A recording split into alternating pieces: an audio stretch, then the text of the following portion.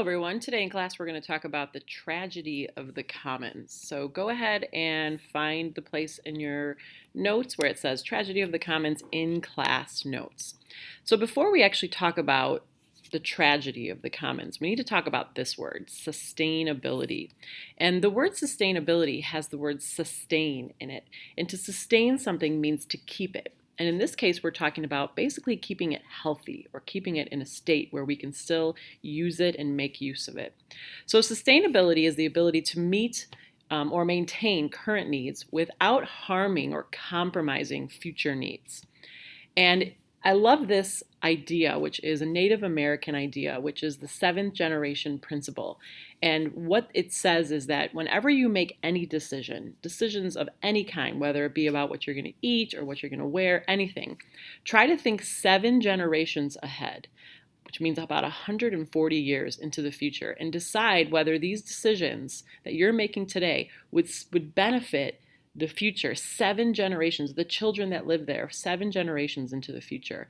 And when you think about things that way, it really changes their perspective on how you make decisions, what you throw out, what you wear, what you spend your money on. So it's a really good way of thinking about sustainability. It's meeting your current needs, but also thinking about the future and what's going to happen with the environment and everything, the impact that it's going to have in the future.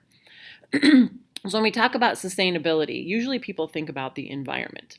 And a big part of sustainability is thinking about the environment, right? You want to make sure that every decision that you're making for the environment today is going to keep the environment healthy for future generations.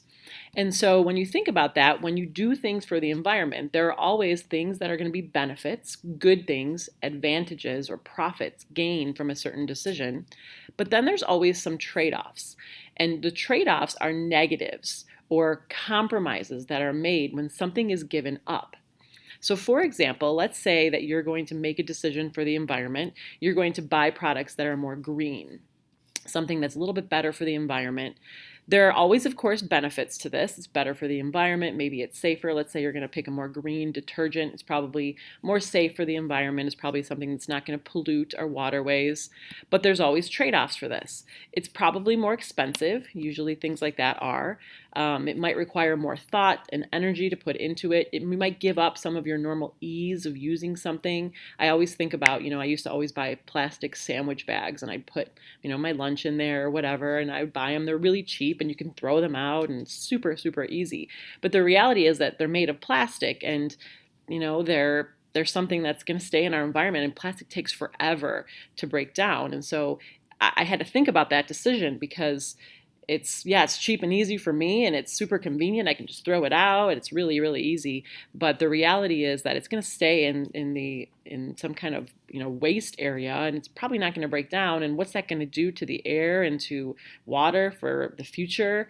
And so I really had to think about that. Now I try my best to always use the reusable kind of silicone bags. They're more expensive and it's inconvenient, but it is something that is a benefit for the environment, and the trade-offs are kind of worth it for me.